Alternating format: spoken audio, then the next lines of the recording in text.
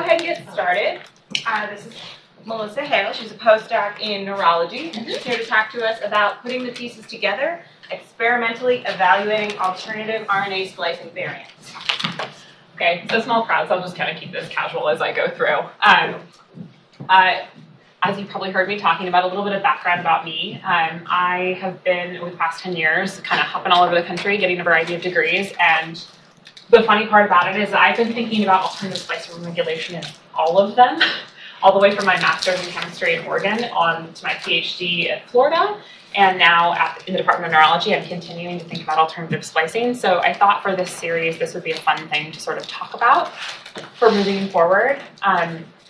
As an outline of what I'm going to kind of talk about here, I'm going to review alternative splicing, especially how it relates to disease. That's actually the central focus of what I've thought about for about the past 6 years and what I continue to think about in the Department of Neurology now.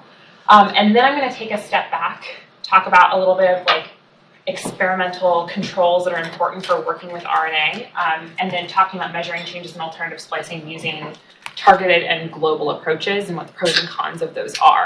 And then finally at the end, I'm going to kind of do a short vignette of a really interesting case study of where experimentally evaluating alternative splicing in the bench has actually led to therapies in humans in the disease called SMA. So I'll sort of end with that at the end. But just as a review, alternative splicing is at its core a mechanism of RNA processing where you can get different mRNA products from a single gene. This is a schematic that I always show when I start these talks where we have, my hair doesn't work, where we have a coding exons that are flanked by non-coding introns from a single gene product that are, when once transcribed, will form a pre-mRNA molecule that then can be sort of cut and pasted like a puzzle and put together in different ways to create multiple different mRNA products from the same gene. And you can imagine that that causes large changes in sort of the functional consequences of the genome. At this level, let's say we have like one pre-mRNA as an example, where we have two exons that can be either included or excluded in the final mRNA product. And what that can mean is that from a single gene, we might have one isoform of mRNA that produces one protein product, and then another protein isoform from a second mRNA molecule that will have a different function. So just doubling on a single gene the coding capacity of that one gene product. And this actually gets really complicated when we start to see even further out on the whole human genome. In fact, 90 to 95% of multi-exon genes are alternatively spliced of the 20,000 or so human genes that we have, or gene coding genes that we have. And interestingly, next generation sequencing technologies have found that about 6.3 products are produced from every single multi-exon coding gene, alternatively spliced transcripts, and about 3.9 of those on average are predicted to form some sort of protein product difference. My favorite example of just how much alternative splicing can change the coding capacity of the genome actually comes from an example in Drosophila. This is called Down syndrome cell adhesion molecule. It's called DSCAM for short. Interestingly enough, this particular gene has multiple pockets of exons in Drosophila that can be spliced in and out with a predicted volume of nearly 38,000 individual transcripts to come from a single gene product. For reference, the Drosophila genome alone only is predicted to have 15,000 coding genes. So this one gene can produce over double the amount of single genes alone in the Drosophila genome. So when we think about alternative splicing, I'm just going to take a second to talk about some definitions. I use the phrase constitutive and cassette quite a bit throughout the rest of this talk, so I wanted to take a moment to describe them.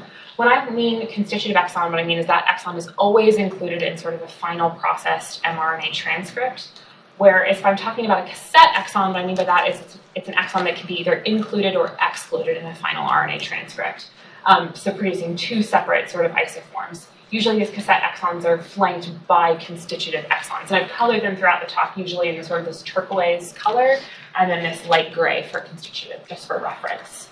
Now, this is one of the most common alternatively splicing types of mechanisms that we think about in a laboratory setting, but there are certainly other types that exist. There's things called mutually exclusive exons, where you have one exon that can be either included or excluded, but it's only one or the other.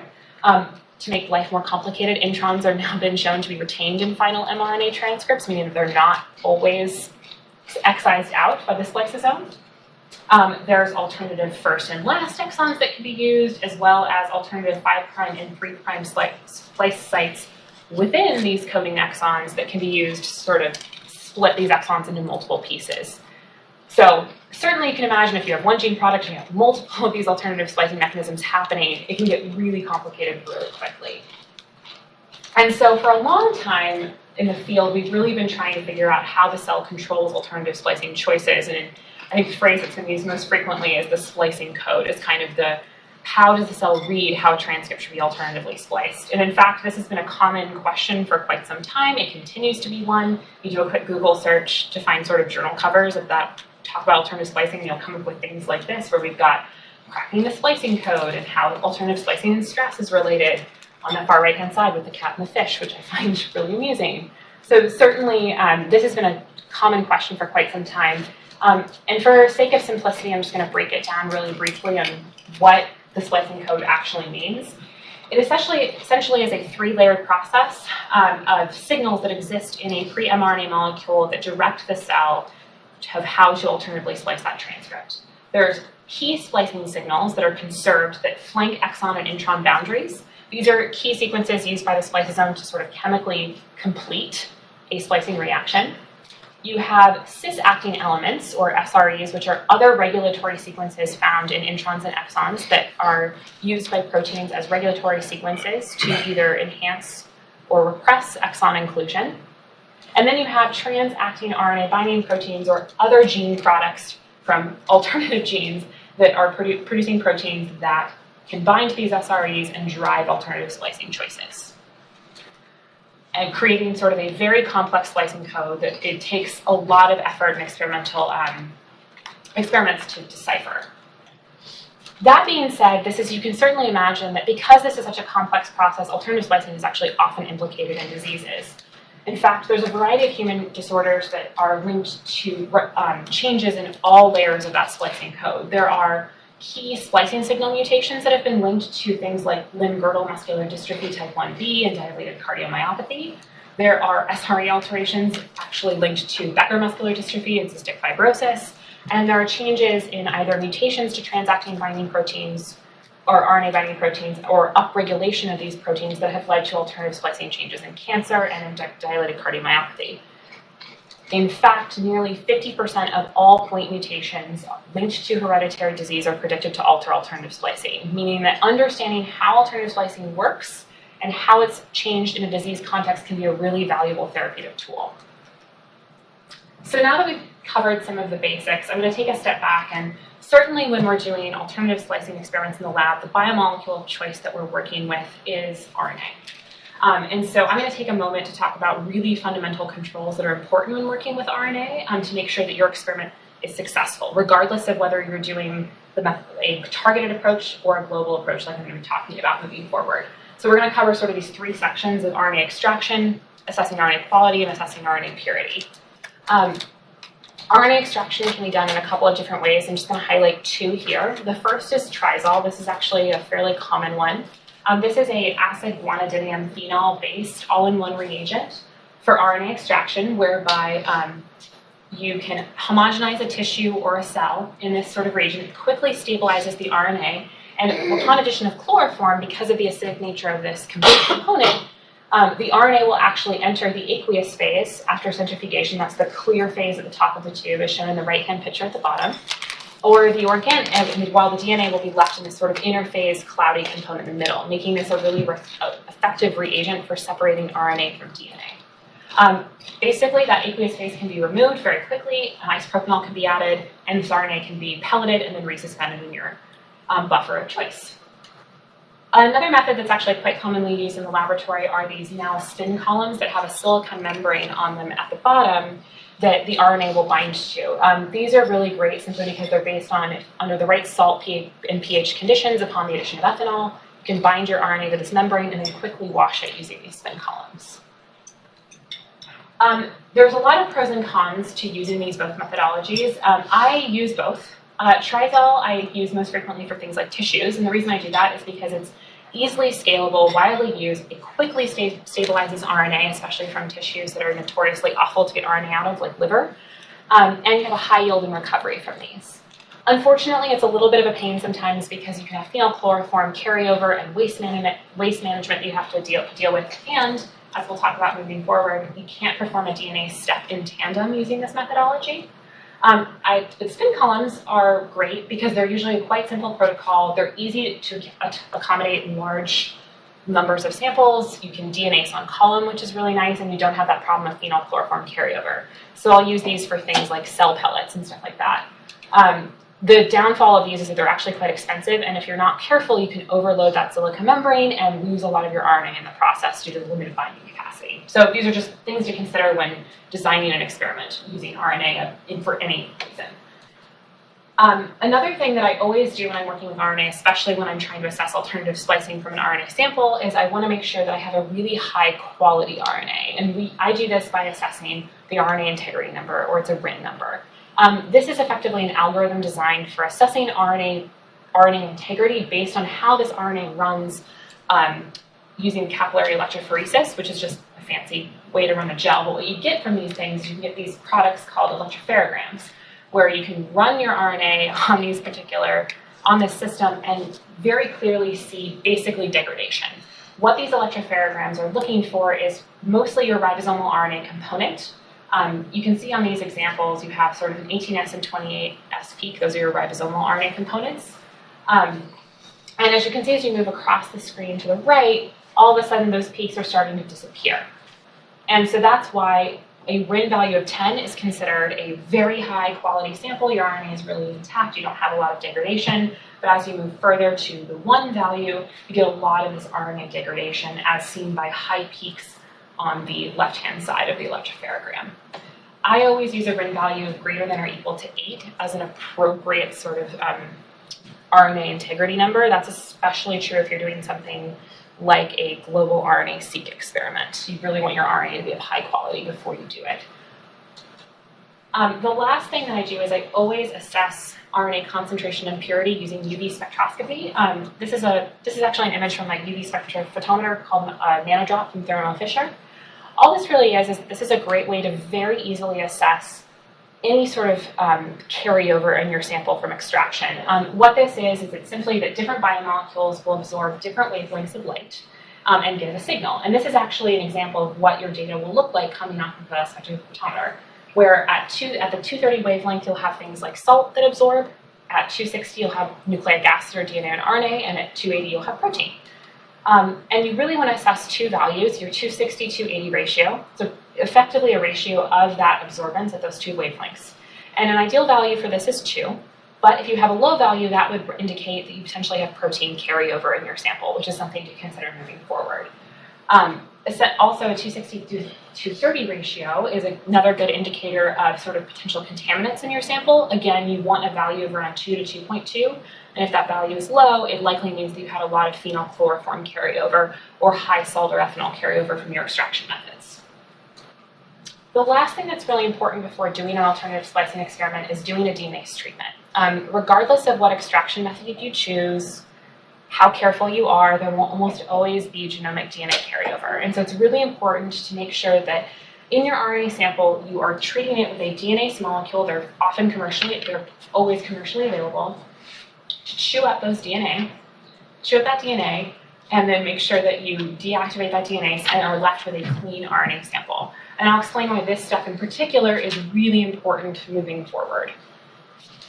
All right, so that being said, we've taken a step back and really talked about what you need as a good baseline RNA sample for your experiment. So now I'm going to talk about the two sort of techniques that I use quite frequently throughout my career, and I continue to use to this day. The first is using a targeted approach to measure changes in alternative splicing in an RNA sample. And the technique that I'm talking about specifically is called semi-quantitative PCR. And really, this is actually just a combination of a lot of quite simple methods, but you put them together and you really can get a lot of information about potential alternative splicing changes in your sample. And really all it starts with is designing primers for a PCR reaction to amplify your various splice isoforms. So I'm going to talk about that first, but these are the 5 steps of the experiment, and we'll walk through each one individually. The first being primer design. This is probably the most important thing that you can do for your experiment to succeed. Once you've identified an alternative splicing event of interest, it's very important that you design what I call a common primer set that you can add into a PCR reaction to amplify all possible alternative splicing events all possible isoforms from a single alternative splicing event. I'm going to be talking about cassette exons moving forward, and how you do this is you really just want to capitalize on the fact that cassette exons are flanked by these constitutive exons that are always included. And have your forward and reverse primers land in those constitutive exons to amplify both your inclusion and exclusion isoforms in your PCR sample.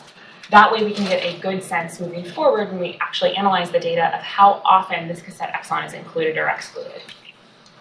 Of course, there are certainly more complicated methods. If you have more complicated sort of alternative splicing methods, there are ways to design primers to capture that. The best example I'm going to give is, I'm going to give two examples here for an alternative first exon or an alternative 5' splice site, where what you can do is use a common reverse primer but add in two various forward primers that will amplify either isoform that can be produced in that alternative splicing event. So as you can see here, I have different colored sort of arrows to indicate primers on these example alternative splicing events.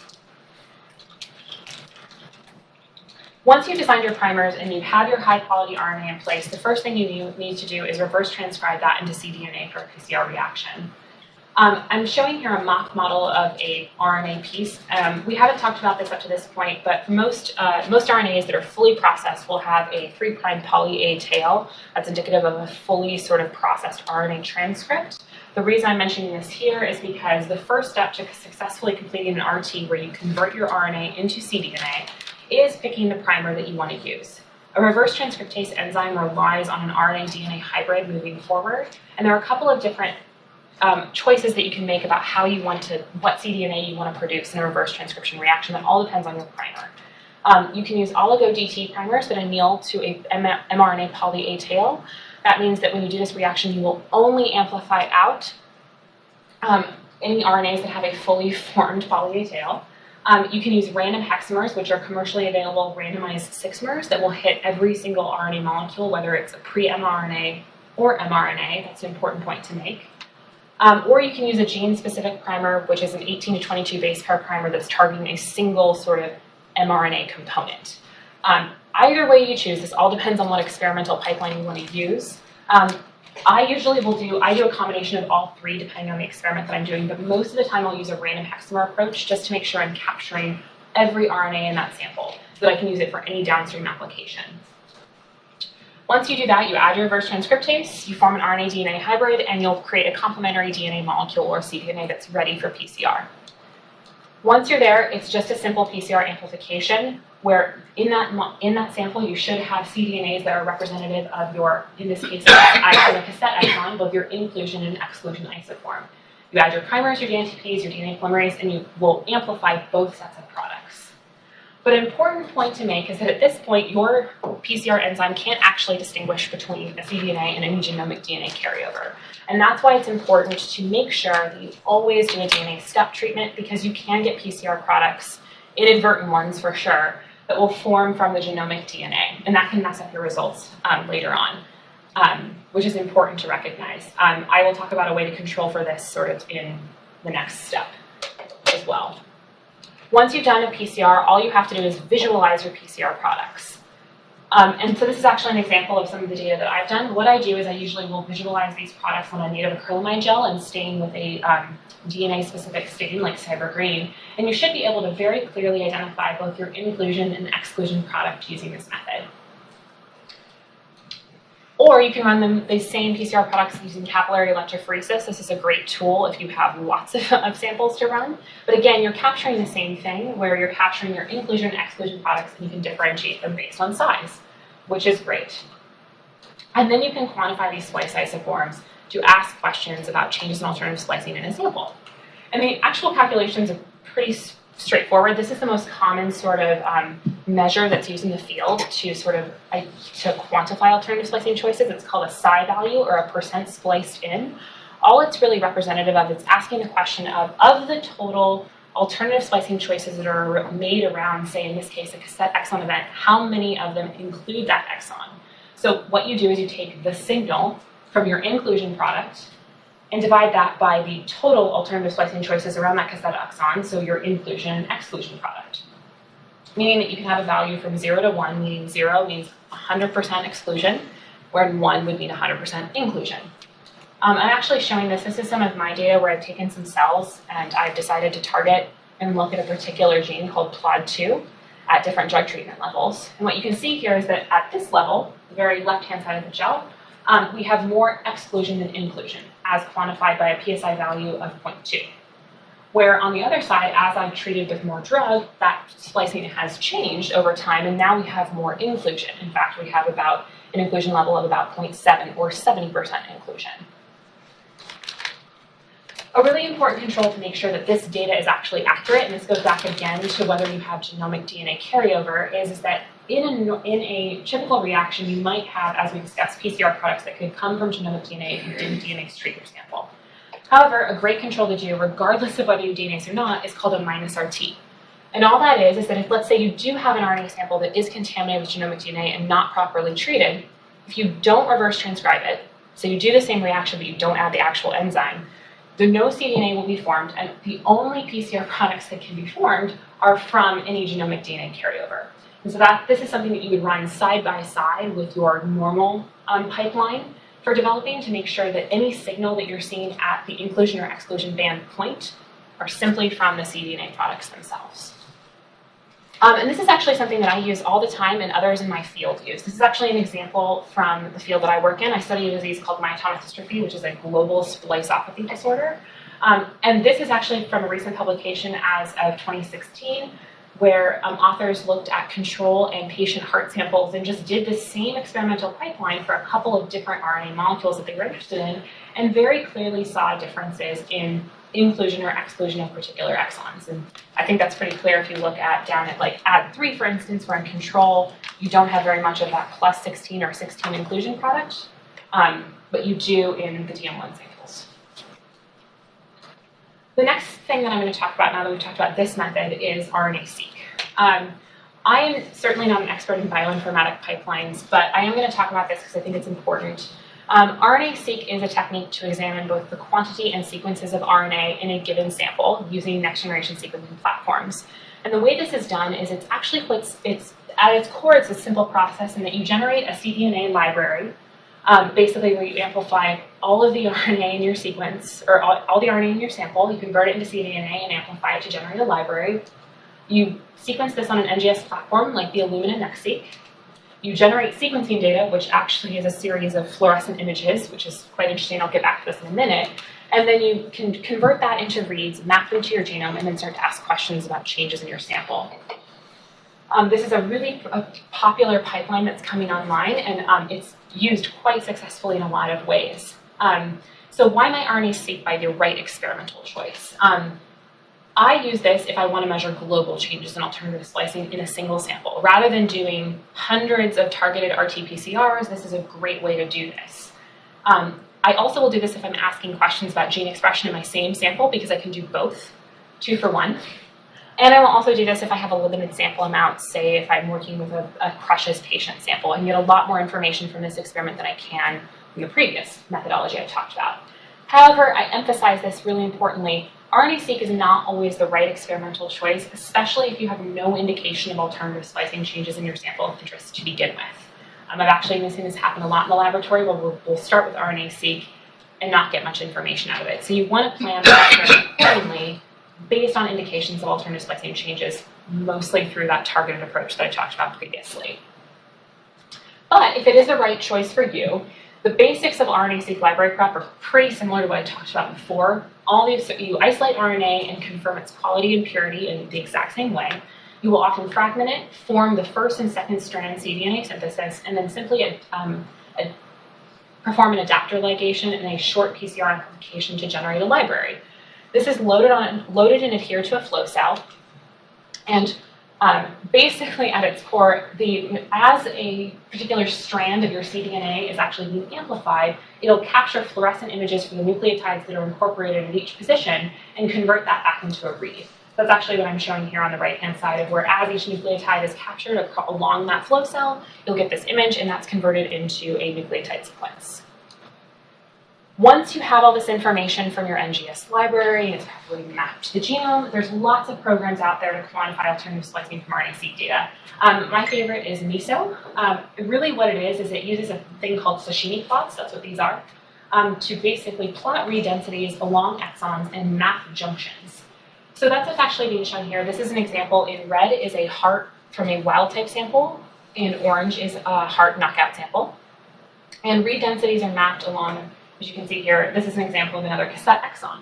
And it's pretty clear just by looking visually at the data that there's more reads in that sort of cassette exon that appear in your red, so in your wild type sample. So that would be indicative of a higher PSI value or inclusion value. That's actually what's shown on the right-hand side next to those plots. Whereas you can see in the knockout, there's less of that.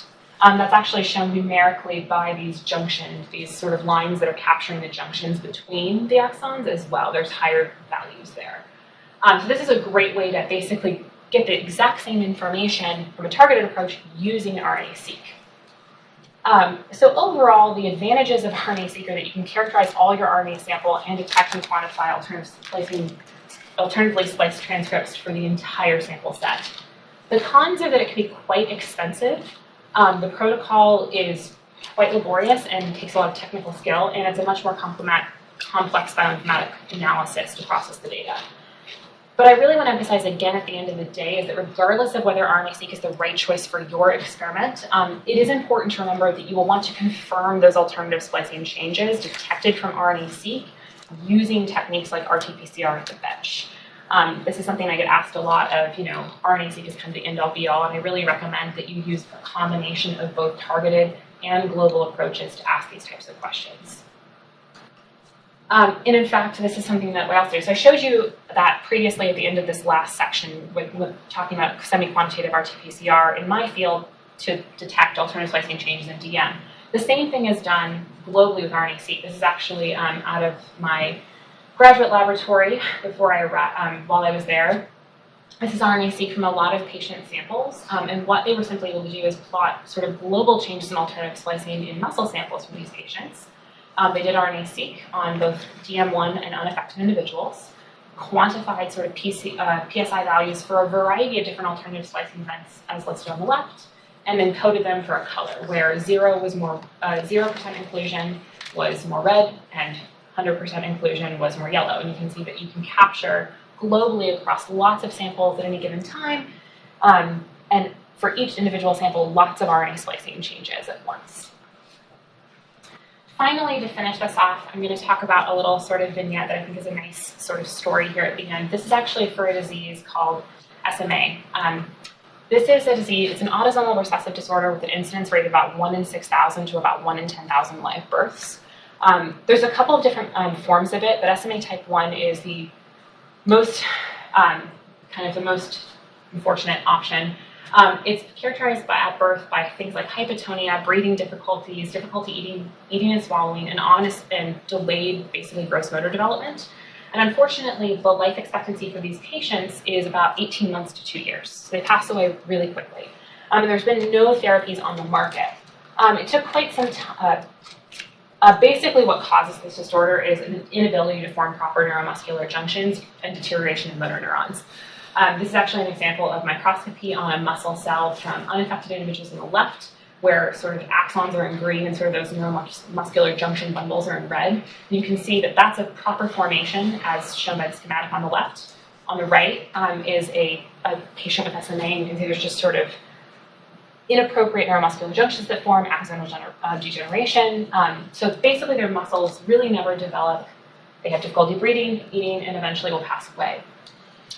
It took a lot of experiments at the bench to find out that really what this is caused by is a small mutation in a very critical, well, it's contributed to this. I'll back up, excuse me. In unaffected individuals, they have 2 copies of a gene called SMN. SMN1 and SMN2, they're nearly identical, and this is in every individual who's unaffected. How this works is this is a really critical protein for sort of neuronal development. And what happens is that in the SMN1 gene, there is a key in yellow, that's this exonic splicing enhancer. This is one of those cis-acting splicing regulatory elements that drives inclusion of this exon 7 product and formation of a functional SMN protein. In the case, again, every unaffected individual, there's also copies of a gene called SMN2.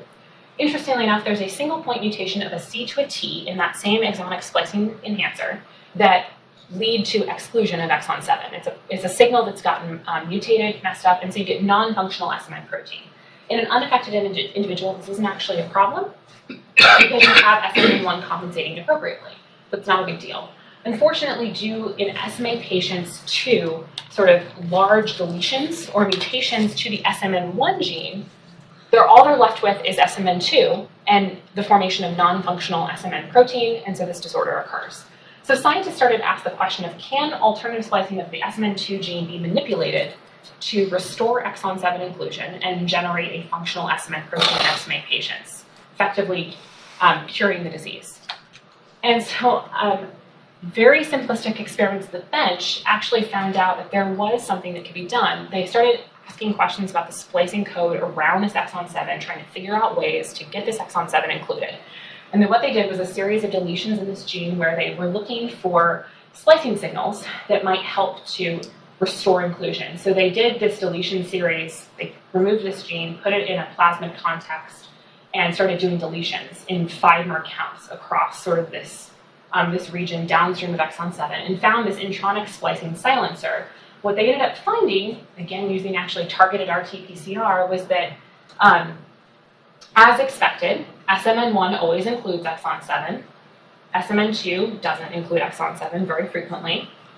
But if you deleted some of these key elements, especially this 20 to 24 region as mapped over here at the bottom, all of a sudden you could get the SMN2 gene to create exon 7 included products really frequently. And this is actually the basis. This experiment was the basis for the beginning of a drug. It's actually now available on the market as of December of 2016 called Spinraza. It's actually a piece of RNA called an antisense oligonucleotide that lands on that sequence in the SMN2 gene and basically turns off that silencing element, meaning that exon 7 inclusion is restored and full-length SMN protein is produced. And this is actually having such dramatic impacts on patients. This is actually from, I'm going to show a little bit of this video. It's actually from patients with, this is from a family with 2 children that had SMA. The first passed away at the age of 21 months, and they had a second daughter later on in life that also had SMA type 1, but was given this drug. This is an example of their daughter. She's non-ambulatory, non-verbal. This was the daughter that passed away. And this is what a typical SMA patient looks like. Very little range of mobility, can't move their hands. This is pretty challenging. But this is their daughter who does have SMA type 1, but has been given this drug. And now she's sitting. She has gross motor skills. She can walk. Wow. This is an amazing drug that is having dramatic impacts on the natural history of this disorder in ways that we never expected. And the reason I show this is because I think it's a great example of this treatment started all with alternative splicing experiments at the bench, where someone deciphered that C to T mutation was causing exon 7 exclusion in SMN2. They defined that intronic splicing silencer using these same techniques, and then found out what happens to alternative splicing outcomes when that splicing silencer was mutated or blocked. And that led to this treatment. So overall, in this talk, I have reviewed alternative splicing. We've talked about executing experiments to measure alternative splicing changes. And we've talked about how alternative splicing changes at the bench have led to advancements in therapeutics. And so that's the end. And I will answer any questions if anybody has any.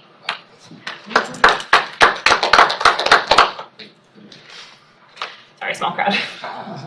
So Yeah. At the bench, Yeah. I guess, what does that mean as far as at the bench as compared to, like, I guess, like simulation? Oh, yeah. Are you thinking like computer simulations and things like that? There isn't really, when I say at the bench, what I mean is sort of someone taking an RNA sample from a patient or from a cell that's modeling the disease and doing these sort of experiments at the bench. Certainly there's lots of information that can be just, computationally derived using like bioinformatics tools and things like that. And in fact, alternative splicing is extremely benefited by individuals that mine sequencing data and mine genomic data to sort of help define regions of exon and intron boundaries. In fact, it's a complementary approach. So a lot of this was done in both ways. I talk about it at the bench because that's what I think of when I think of my line of work. Yeah.